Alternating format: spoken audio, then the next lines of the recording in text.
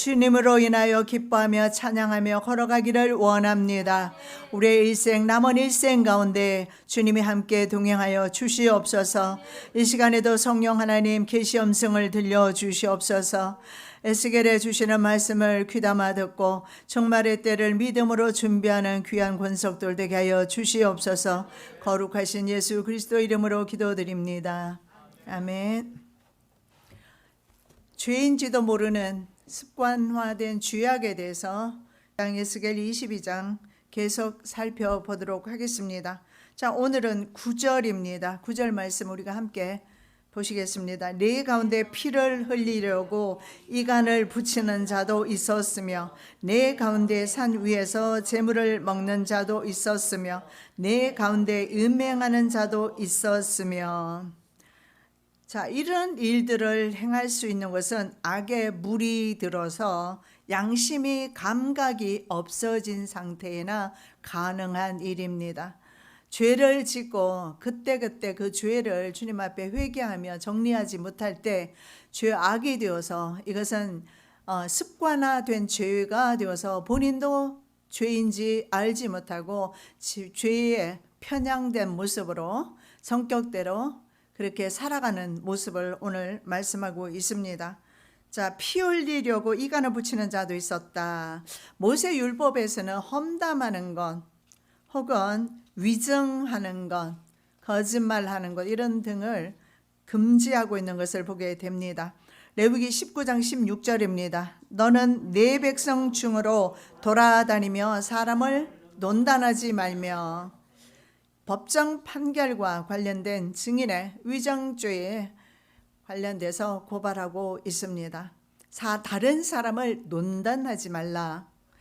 자, 다른 사람을 피 흘린다라는 것은 다른 사람을 해치기 위해서 사람 사이를 의도적으로 이간질하는 것에 대한 책망입니다. 이것을 피 흘리는 것으로 표현하고 있습니다.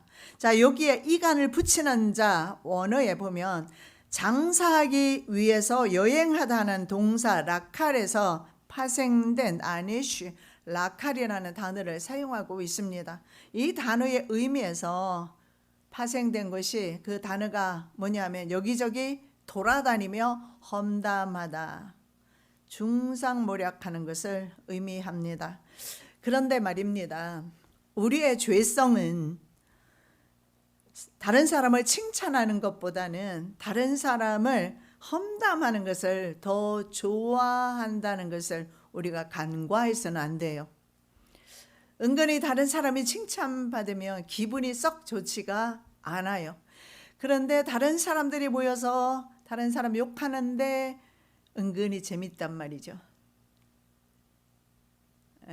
웃는 거 보니까 아무래도 그런 마음이 있었던 것 같아요. 저만 그런가 해서. 여러분의 의아한 눈빛으로 바라보시는 분들도 계시는데, 우리의 죄성이 죄악된 마음은요, 남이 잘 되는 것보다 잘못되는 걸 기뻐한다라는 사실을 볼 수가 있는데, 자, 그렇게 해서 중상모략하거나 이간질하거나 위증하거나 이런 것은 안 된다라는 겁니다. 여기에 이간을 붙이는 자, 사람을 가리키죠. 아니쉐입니다. 이것은 에노시라는 복수 연계형입니다. 에노시라는 것은 뭐냐면 인간 연약한 육체를 가리킬 때 에노시라고 그래요. 이 연약한 육체, 이 육체를 가리키는. 그래서 인간 육체의 노력에 허망함과 무상함을 드러내고 있습니다. 약자를 짓밟고 권력자에게 아부하면서 자신의 목적을 달성하는 수단 방법을 가리지 않는 사람들의 이런 행위는 참으로 허무하다. 왜냐하면 주님께서 싫어하시는 부분이거든요. 이런 것들은. 우리가 거울을 바라볼 때 내 모습을, 거울에 비춰지는 내 모습을 보면서 점이 보이기도 하고 티눈이 보이기도 합니다. 주름진 것도 보입니다. 은혜 받으시기 바랍니다. 그것이 바로 내 모습인 줄 알아서 남의 티눈을 잡아서 흠잡기보다는 내 얼굴에 있는 티눈을 잡는 은혜 있으시기 바랍니다. 자, 거짓 증인으로 해서 증인을 세워서 이웃을 죽이는 행위를 서슴없이 했던 사람들이 있죠. 그 중에 아합은 권력을 이용해서 두 사람의 증인을 세웁니다. 저 사람이 하나님과 왕을 능멸했다, 모욕했다. 그래서 신성모독이다 해서 두 사람 거짓 증인을 누구에게 세웁니까? 나봇을. 왜냐하면 그의 마음에는 나봇이 궁궐에서 볼 때 굉장히 아름다운 포도밭이었던 것 같습니다. 그래서 원래 이스라엘 백성의 땅은 서로 빼앗거나 가져갈 수가 없습니다. 조상 대대로 그 지계표를 옮기지 말라라고 했습니다. 그래서 심지어 땅을 빼앗기는 형제가 있으면 그 다른 형제가 돈을 지불하고 땅을 되사와야 하는 고엘 제도, 여러분 굉장히 많이 들으셨죠. 그래서 이 땅은 어떻게 보면 그리스도인에게 천국을 예표하는 것입니다. 그래서 가나안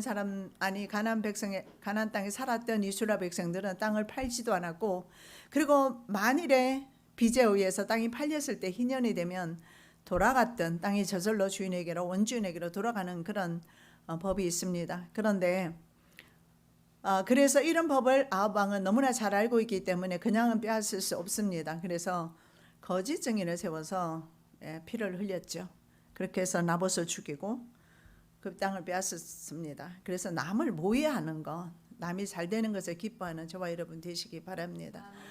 어쩌면 정말 딱 맞는 말이, 사촌이 논을 샀는데 왜 내 배가 아픈지 그럴 때 회개하시기 바랍니다. 우리 참 인간이 그런 것 같습니다. 자, 그래서 이 사람은 결국은 이세벨과 아합은 아주 비참하게, 이세벨은 2층에서 떨어져서 죽어서 개들이, 나봇의 피를 핥았던 개들이 이세벨의 피를 핥게 됩니다. 그리고 아합은 죽음의 전장에서 비참한 죽음을 맞게 됩니다. 거짓 증인 세워서 나쁜 짓을 했기 때문에 그렇습니다. 산 위에서 재물을 먹는 사람도 있었습니다. 자, 고대의 사람들은요, 산 위에 산당이란 곳이 있습니다. 그곳에서 우상을 숭배하고 그 재물을 먹습니다. 왜 그 재물을 먹을까요? 신과의 영적 교제라고 생각했습니다. 그래서 우리 5개 제사 중에서 화목제 제사를 드린 후에 제사를 드린 사람과 제사장과 함께 먹는 그런 화목제 제물이 있습니다만은, 이것은 바로 영적인 신과 교제를 한다는 의미에서 음식을 먹었던 것 같습니다. 자, 산당 이 우상 숭배는 이스라엘의 바로 고질적인 질병이었습니다. 이스라엘 백성은 여호와께 절기를 지키고 여호와 앞에서 음식을 먹어야 하는데 우상을 만들어 놓고, 우상은 히스기야 왕이 고백한 것처럼 사람이 손으로 만든 수공예 품이다, 이렇게 고백을 합니다. 그런데 이스라엘 백성은 이런 우상들을 만들어 두고 그 앞에서 절하고 음식을 나누면서 즐거워했던 것입니다. 그 다음에 음행하는 자도 있었습니다. 고대 근동 지역의 성전에는 성전 창기가 있었습니다. 합법적으로 음행을 했다는 사실을 볼 수가 있어요. 왜냐하면 제2에서 제사 음식과 함께 음행이 이루어졌는데, 거의 그 예언과 제사장들이나 이런 사람들이 이방 나라 신전에서도 이루어지는 일들인데, 제사를 드리면서 신의 임재를 느끼기 위해서 맨정신으로는 안 되니까 여러 가지 약을 먹는다든지 사람을 이렇게 마취시키는, 혼미케 하는 요즘 같은 마약 같은 거 있지 않습니까? 그런 것들을 먹습니다. 그리고 거기에서 예언하고 거기에서 방언도 하고 그렇게 했던 것입니다. 그래서 고린도 전서 말씀에 그런 예언보다 방언보다 더 중요한 것이 바로 십자가의 사랑이라는 것을 말씀을 하고 있어요. 고린도 지역의 도시에서 이방 신전에서도 이런 일들이 일어났던 겁니다. 합법적으로 그들은 이런 제사를 드렸어요. 제사를 드리고 합법적으로 음행을 했다라는 것입니다. 성전 창기와 함께. 자, 성경에는 우상 숭배를 음행으로 보기도 하지만 오늘 본문에서는 바로 육체적 음행을 가리키고 있습니다. 자, 그래서 10절과 앞으로 나오는 11절에 모든 성적 범죄가 나오는데요, 이 범죄가 바로 이 음행에 다 포함된다는 것을 볼 수가 있어요. 10절입니다. 네 가운데 자기 아버지의 하체를 드러내는 자도 있었으며 네 가운데 월경하는 부정한 여인과 관계하는 자도 있었다 말씀합니다. 자, 여기에 아버지의 하체를 드러내는 자, 이것은 바로 계모와 관계하는 자식도 있었다. 우리 얼른 생각나죠? 누가 있었습니까? 르우벤입니다. 예, 공부한 보람이 있어요. 르우벤이 아버지의 첩과 동침하면서 장자의 특권을 빼앗기게 됩니다. 장자의 특권을 빼앗기는 것은 바로 하나님 나라의 특권을 빼앗기는 것과 같습니다. 이 자기 아버지의 하체라는 문자적 의미는 아버지의 벌거벗음입니다. 자, 아버지의 벌거벗음, 이것은 바로 음행하는 자 중에 가장 최악의 죄가 어머니나 혹은 계모를 범하는 일이라는 것을 볼 수가 있습니다. 아버지 아내와 동침하는 것은 아버지의 침상을 모독하는 것이기 때문에 그런 자는 저주를 받을 것이라고 했고 모든 백성은 아멘 했습니다. 이것이 신명기 법입니다. 27장 20절에 나와 있습니다. 백성들은 아멘 하고도 그리고 그런 일들을 했다라는 것입니다. 아버지의 하체가 왜 그렇게 중요할까요? 아버지의 하체는 생식기가 있습니다. 생식기는 바로 생명 자체를 의미합니다. 그래서 하체는 어쩌면 그 가문의 영광과 존귀를 상징한다. 자식이 있게 될 것이고 그리고 그 영광의 가문이 자자손손 내려갈 것이기 때문에 굉장히 귀한 것임을 알 수가 있습니다. 그런데 아버지의 하체를 본 사람이 저주받은 사람이 있죠. 누굽니까? 함이요. 자, 함은 아버지의 하체를 봐서 저주받았습니까? 그러면 아버지의 잘못이지, 벌거벗고 자는 아버지가 잘못이지 엉겁결에 본 함이 잘못했을까요? 아마 함은 형들에게 가서 조롱조로 아버지가 벌거벗고 있다라고 아버지의 존엄성을 아마 그렇게 훼손했을 겁니다. 그래서 함은 아버지의 저주를 받게 되어서 정말 흑인들의 역사를 살펴보면 정말 침울합니다. 얼마나 고통 가운데 살았는지. 지금도 여전히 인종차별이 있어요. 백인과 흑인 차별이 있지만 그 전에는 말로 할 수 없는 거의 매매 수준, 물건에 가까운 것이 바로 흑인이었다는, 그래서 함 후예가 바로 흑인이라는 것을 볼 수 있습니다. 자, 이렇게 악행을 저지르는 사람이 있었다라는 것을 볼 수가 있습니다. 그 다음에 자, 월경하는 부정한 여자와 관계하는 자도 있다. 월경 자체는 성경에서 부정한 것으로 봅니다. 그래서 아이를 낳았을 때 남자아이는 33일, 여자아이는 66일 부정하다, 이런 것들이 있잖아요. 그래서 개역 한글에 구합하는 것은 욕보이다 이런 뜻입니다. 월경하는 여자와 구합하는 것은 바로 그 여자를 욕보이는 것과 같다. 왜냐하면 월경은 바로 생리는 종교의식적으로 부정한 상태이기 때문에 그렇습니다. 그래서 그런 상태에서 성관계 자체를 금지하고 있습니다. 아주 성경이 창피할 정도로 디테일하게 설명하고 있어요. 자, 에스겔 18장 6절에서는 가까이 하다, 이것을 카리브라는 동사를 사용합니다. 이곳에서는 인누를 사용해요. 인누의 원형이 아나입니다. 아나는 힘으로 억지로 한 것을 말해요. 협박해서 복종시키는 행위를 가리킵니다. 그래서 사례가 하가를 학대했을 때 이 단어를 사용합니다. 바로 인누, 아나이죠. 아나, 억누르다. 그리고 하몰의 아들 세겜이 디나를 강간할 때 역시 힘으로, 이것이 바로 악한 것이다. 그리고 애굽 사람이 이스라엘 민족을 학대했습니다. 이것도 역시 아나, 힘으로. 그래서 힘으로 다른 사람을 억압하는 거, 이거 성경이 기뻐하지 않습니다. 남자들이 여자들을 힘을 사용해 강제로 성추행했다는 것을 볼 수가 있습니다.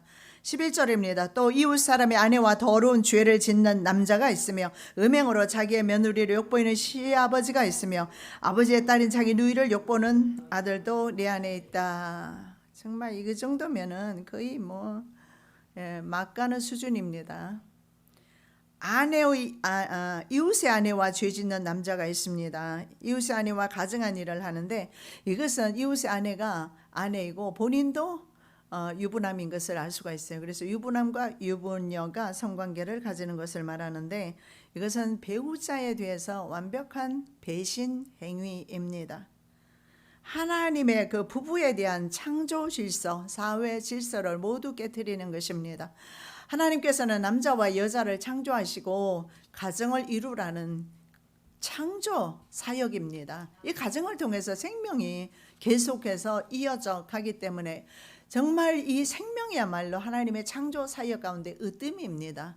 그런데 바로 하나님의 창조 사역을 파괴하는 것이 바람 피우는 거예요. 그래서 부부관계 가장 악화시키는 관계는 바로 이 배신하는, 배우자에게 신실하지 못하게 되는 것. 그렇게 해서 부부가 관계가 깨어지고 가족 관계가 깨어지는 경우가 참 많이 있어요. 이거 여러분 정말 우리 현재 시대를 살아가는 사람들 그리고 사고와 개념을 보면 남녀가 어울리는 것이요, 사람 어떤 종류의 사람이든 그건 상관이 없는 것 같고, 남편이든 남의 남자든 상관없고, 남의 아내든 내 아내든 하여간 상관없이, 우리 예를 들어서 영화라든가 이런 것을 한번 봐보십시오. 성적으로 얼마나 지금 문란해져 있습니까? 소돔과 고모라는 아무것도 아니죠. 그러한 시대에 우리가 살고 있는데, 그래도 서양에 비해서 동양에는 성이 좀 덜 그래도 문란한 것 같아요. 왜냐하면 그래도 좀 보수적이라서 그런 것 같아요. 그런데 좀 외국에서 보면 자기 아내를 친구에게 서로 수압이라고 합니까? 그렇게 하는 경우도 되게 많아요. 바꿔서. 참 이렇게 이런 시대에 우리가 살고 있는데 한 아내와 한 남편을 부부로 해서 살아가는 여러분은 복이 있습니다. 정말 복 받으셨어요. 끝까지 가정을 보존하시기 바랍니다. 이것이 바로 하나님의 창조 질서이며 하나님께서 우리에게 요구하시는, 그래서 우리 가정을 통해서 호세아를 보십시오. 계속해서 다른 남자와 관계를 맺고 자식을 낳아오는 고매를 계속해서 받아주면서 그 가정을 끝까지 사랑하는 그 모습을 볼 때에 하나님께서 우리 가정을 얼마나 사랑하시는지 알 수가 있어요. 우리 가정 잘 지키시기 바랍니다. 정말 이런 더러운 것으로부터, 오염된 것으로부터 깨끗하게 우리 가정을 지켜주시기를 늘 기도하시기 바랍니다. 자, 이스라엘 국가를 이루는 근간이 바로 가정이었습니다. 계대 결혼을 통해서라도 가문을 지켜야 했습니다. 계대 결혼이 무엇입니까? 우리 성경에 나오잖아요. 다말이 그랬던 것처럼 형님이 죽으면 시동생이 자식 없이 죽었을 경우를 말하는 거예요. 그러면 시동생이 형수와 성관계를 통해서 자식을 낳아서 형님 이름으로 그 가문이 끊어지지 않도록 하는 것인데, 이것은 영적 의미로 천국의 가문이기 때문에 그런 것입니다. 그렇게 해서 이런 것을 계대 결혼이라고 했습니다. 그런데 계대 결혼을 통해서라도 가문을 지켜야 했던 것을 보게 됩니다. 가정하다 토예바, 이 토예바는 이스라엘 영적 간음과 관련되어 있습니다. 그래서 실제적인 이런 음란한 성행위도 물론이고 바로 우상숭배를 역시 가증한 것으로 토예바, 영적 간음이죠. 그렇게 표현하고 있습니다. 그래서 성경에서 극악한 죄로 여기는 음행은 바로 율법에서 사형에 처하게끔 되어 있습니다. 그래서 남자가 다른 남자의 아내, 곧 자기의 이웃집 아내와 간통하면 간음한 두 남녀를 반드시 사형에 처하라고 레위기 20장 10절에 말씀하고 있습니다.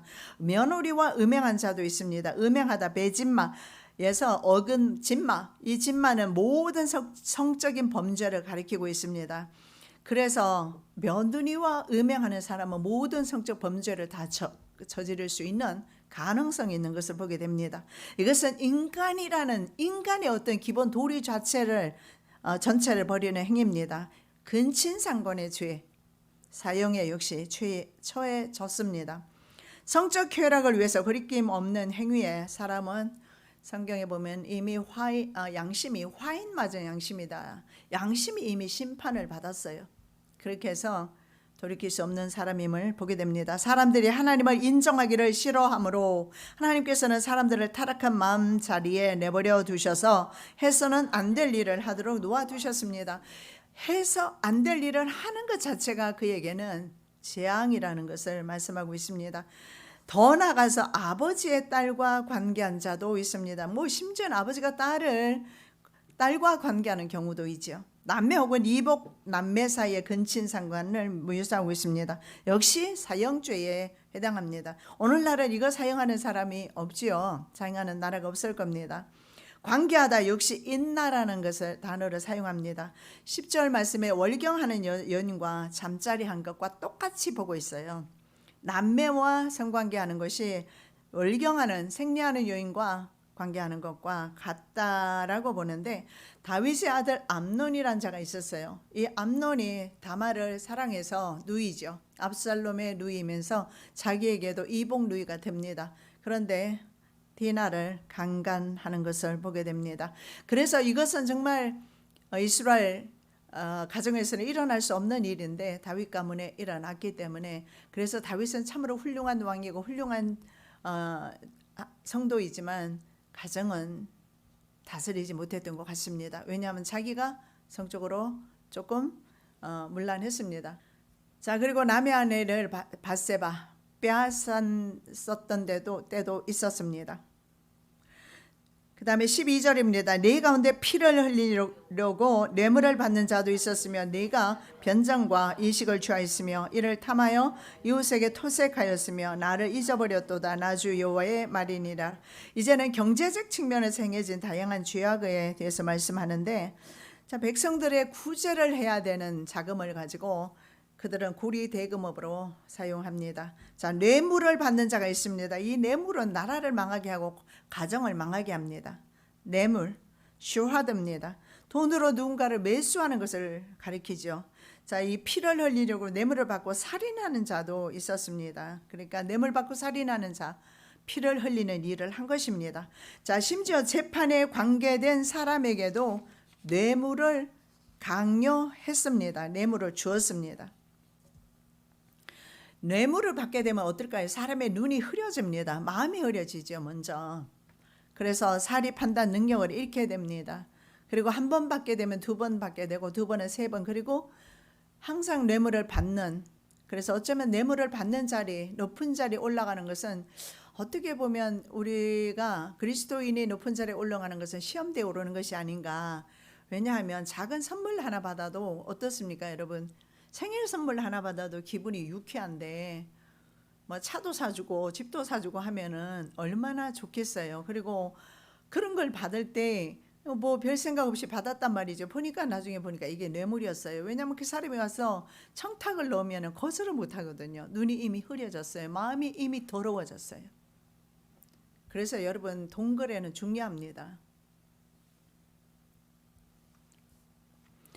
판사들이 말입니다. 공정한 재판도 하지 않았어요. 법정에서 공의가 시행되지 못합니다. 우리 하나님의 속성 가운데 가장 귀한 속성, 가장 큰 속성이 바로 두 가지 중에 공의거든요. 공의와 정의는 재판정에서 사용하는 단어입니다. 그래서 우리 하나님 언제나 저지의 심판장으로 우리 앞에 종종 계시됩니다. 그래서 우리의 죄를 심판하셔야 합니다. 그래서 우리의 죄를 심판하셔야 하는데, 그럼 우리가 죽어야 되잖아요. 지은 죄 때문에. 그래서 우리를 대신해서 예수님을, 아들을 대신 죽이신 거지 않습니까? 그래서 우리는 죽지 않아도 돼요. 우린 지옥 가지 않아도 되는 것입니다. 법정에서 공의가 시행되지 않는다. 하나님은 공의를 이루시기 위해서 죄 지은 자는 사형입니다. 그렇다면 사형받아야 돼요. 사형받을 그런 정말 성적인 죄를 짓습니다. 그러면 성경에는 이건 사형이라고 했습니다. 그런데 그 사람을 사형시키는 대신에 아들을 대신 사형시켜서 하나님의 공의가 충족이 되는 겁니다. 우리가 호세아서 금요일 날 하시는데 호세아서의 입장에서만 생각하지 마시고, 남자분들은 혹시 나는 혹시 호세아다 생각하실는지 모르겠는데 아닙니다. 우리는 다 고멜입니다. 고멜을 하나님께서 호세아가 끝까지 받아줬는데, 이것은 하나님께서 고멜 같은 우리를 끝까지 받으신다는, 왜냐하면 십자가 달리신 분은 예수 그리스도이시기 때문에, 용서 우리가 받았기 때문에 우리가 담대함으로 하나님 앞에 나갈 수가 있는 것입니다. 자, 법정에서 말입니다. 법을 심지어는 제도화해서 가난한 사람을 합법적으로 착취하게 됩니다. 이것이 바로 유다 말기에 미가서에 보면 잘 나와 있습니다. 권력 집단과 중산층, 아주 뼈를 아주 냄비에 넣고 아주 삶아지도록 그렇게 삶아지는 것처럼 백성들을 그렇게 고열을 빼면서 학대한 것을 보게 됩니다. 자신의 이익을 위해서 서로 뇌물을 주고받으면서 다른 사람의, 가난한 사람의 피를 흘렸습니다. 대선과 총선, 지금 앞으로 대선이 있는데 좀 후보자가 서너 명이 되면 참 좀 많이 있기는 있는데 주로 두 사람이 지금 서로 경쟁하고 있죠. 좀 더 많은 사람이 좀 경쟁을 하면 참 좋을 것 같은 생각이 들어요. 왜냐하면 우리가 투표를 할 때 어떤 사람을 뽑아야 될까 우리가 생각해 보면, 누가 뇌물을 받지 않은 사람인가, 이걸 살펴봐야 할 것입니다. 그리고 누가 정직한 사람인가, 그런 사람을 뽑으면 이 나라의 밝은 미래가 아마 있을 겁니다. 여호와의 관심은 고아, 과부, 나그네 등 사회적 약자입니다.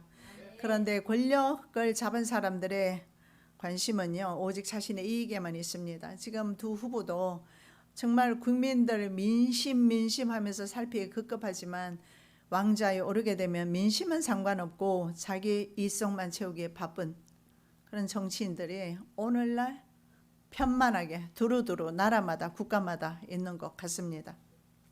자, 변전과 이식을 취합니다. 이거 참 나쁜 건데, 변전은 뭐냐면 채무에 대한 이자를 뜻합니다. 변전.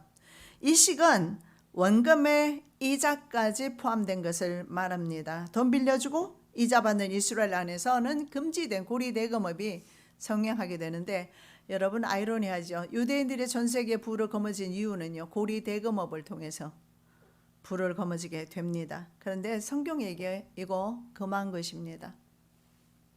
그런데 유대인들은 그동안 어떻게 살았는지 아십니까? 심장병이 정말 많다고 했는데요, 유대인들은요, 방문이 노크 소리만 나도 깜짝깜짝 놀래고요, 사람들이 웅성거려도 창밖을 내다보면서 살펴야 되고, 지금의 유대인을 말하는 것이 아니라 과거의 말입니다.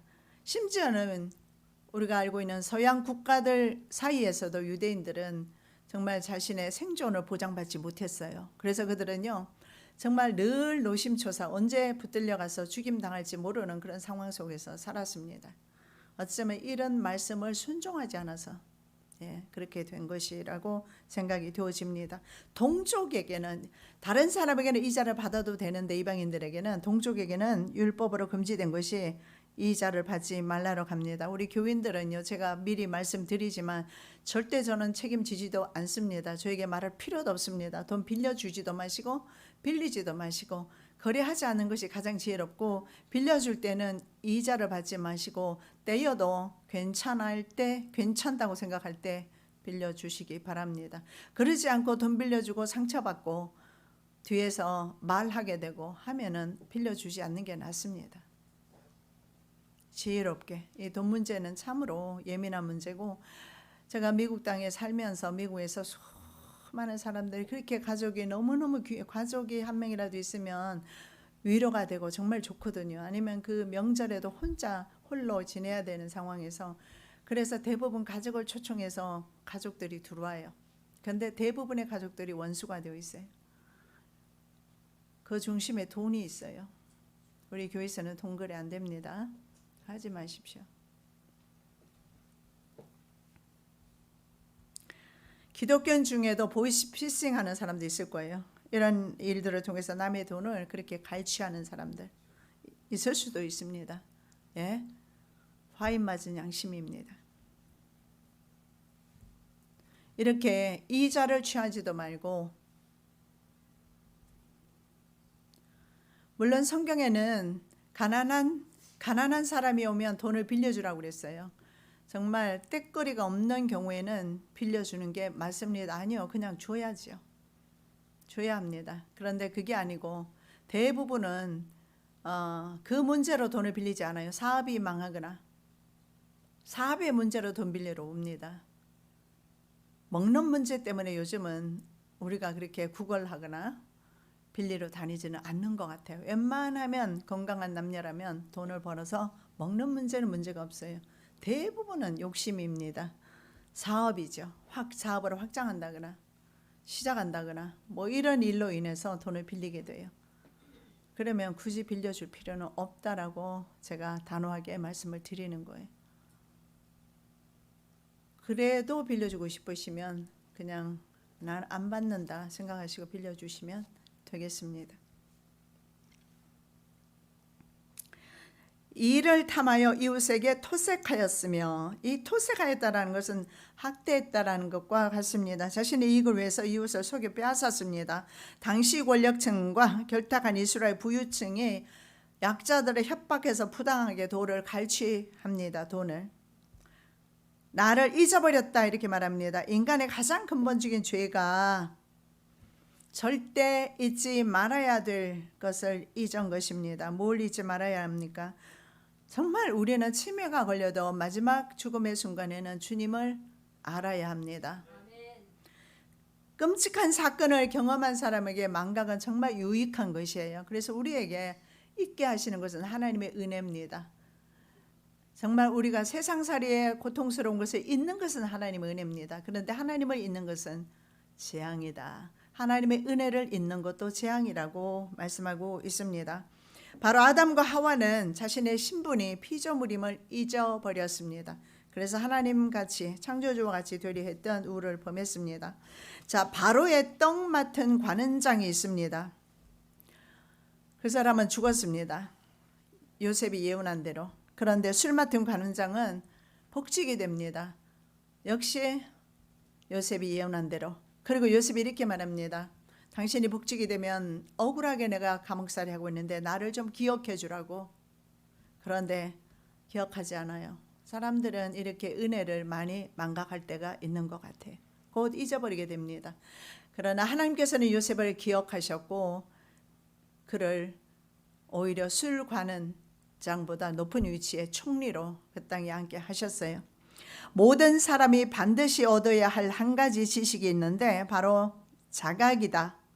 그렇지 않다면 창조주는 무슨 목적으로 모든 동물 중에서 유독 사람에게만 자의식이란 기능을 주셨겠는가?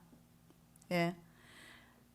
반드시 얻어야 할 한 가지 지식이 있어요. 그것이 자각인데 그 자각을 통해서 우리는 하나님을 알 수 있어야 합니다. 산천초목을 바라보면서 하나님을 알 수 있어야 할 것입니다. 어떤 사람이 그렇게 말했습니다. 바로 사람에게만 그런 자의식이란 기능을 주셨을까? 자각이란 기능이 사람에게만 있다라는 것입니다.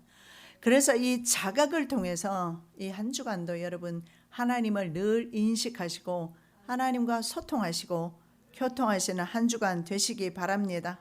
하나님이 없다고 생각하면 뇌물도 받고 고리대금업도 하고 사기도 치고 힘없는 사람 토색하고 억압하고 이런 등의 자신의 욕심을 이룰 수 있어요. 그러나 우리는 자각할 수 있습니다. 하나님은 불꽃 같은 눈으로 우리의 삶을 보고 계시고 언젠가는 하나님 앞에 섰을 때에 우리의 행위록 책에 행위가 기록되어 있다는 사실을 염두에 두시면서 한 주간도 하나님 앞에서 살아가는 저와 여러분 되시기 바랍니다.